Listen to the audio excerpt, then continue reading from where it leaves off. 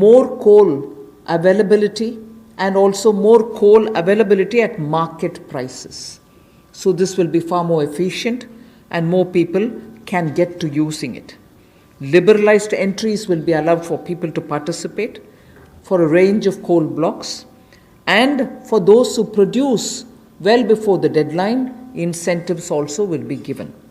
But let's first understand, if India, which is the third richest or which has the third largest and third large valued coal availability in its mines, in untapped mines, meaning it has the third valuable deposit of coal, and we still import coal, and we still sometimes feel that the energy sector is suffering because raw material is not available.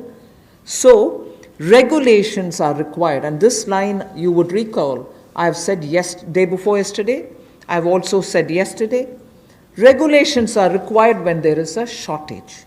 But this country has got abundant coal, and we've been regulating it, suffocating it from producing ample quantity of coal which will be required by the industry.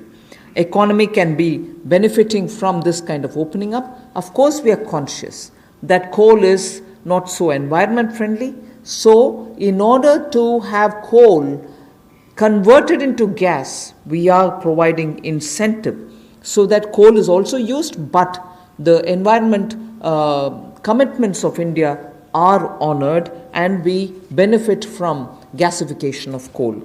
And also the coal bed methane also will be auctioned, so that these coal beds which are with Coal India but untapped also can benefit the country. So the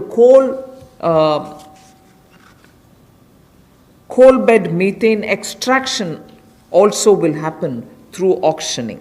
50,000 crores will be spent by Government of India for creating evacuation infrastructure, because after the coal is mined, brought to the pit head, you don't have enough right kind of infrastructure to have this coal, mined coal, evacuated from there. So 50,000 crores is being given to ensure that evacuation infrastructure is provided. So this is in short what is being done to bring in reforms in the coal sector.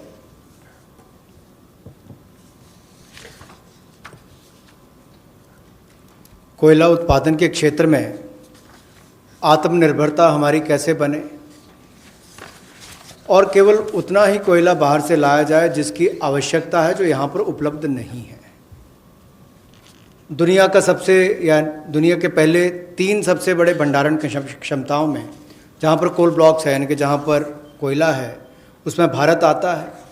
उसके बावजूद हम शायद अपनी क्षमता का दोहन नहीं कर पाए जो हमारे पास उपलब्ध थी, और इसीलिए कुछ बदलाव इसमें किए जाएंगे ताकि इसमें जो प्रति टन पहले जितने रुपए मिलते थे उसकी बजाय अब राजस्व साझा करने की बात आएगी, उस पर जाया जाएगा। और जैसे पहले जो स्टील प्लांट चलाते थे, बिजली का उत्पादन करते थे, केवल उनको मिलता था, इसके लिए ओपन ऑक्शन भी होगी ताकि ओपन मार्केट में सेल कर सकें, ज़्यादा लोग इसमें आएँ, ज़्यादा इसका खनन हो सके, और इससे देश की अर्थव्यवस्था को और देश के उद्योग को भी बल मिलेगा। लगभग 50 ऐसे नए ब्लॉक्स खनन के लिए नीलामी पर आने वाले समय में उपलब्ध करवाए जाएंगे, और इसमें अपफ्रंट पेमेंट की सीलिंग होगी। कोई पात्रता के बड़ी कंडीशन इसमें नहीं है इस तरह की, केवल उनको अपफ्रंट पेमेंट करनी है। और यही नहीं, इसके अलावा जो पार्शली एक्सप्लोर्ड थे हमारे खदान, उनको भी देने का काम किया जाएगा ताकि उनका भी खनन और किया जा सके और उसका लाभ भी मिले। कहीं ना कहीं आंशिक रूप से ये जो अन्वेषण हुआ था, अब इसको निजी क्षेत्र को देकर जल्दी उसमें और लाभ मिल सकता है, और प्लेयर्स आएंगे तो खनन ज़्यादा हो पाएगा। और जो अपना समय से पहले खनन की प्रक्रिया को पूरा करता है तो उसको भी इंसेंटिवाइज करने का काम कुछ ऐसे प्रोग्राम्स के माध्यम से किया जाएगा।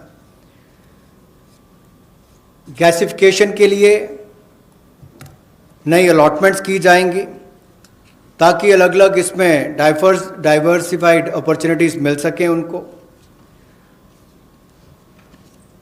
रेवेन्यू शेयर में उनको रिबेट मिलेगा जो सक्सेसफुल कोल बिडर्स होंगे।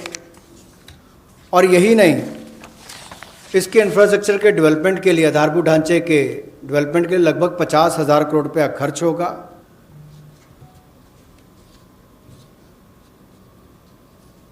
और ये जो कोल इंडिया लिमिटेड की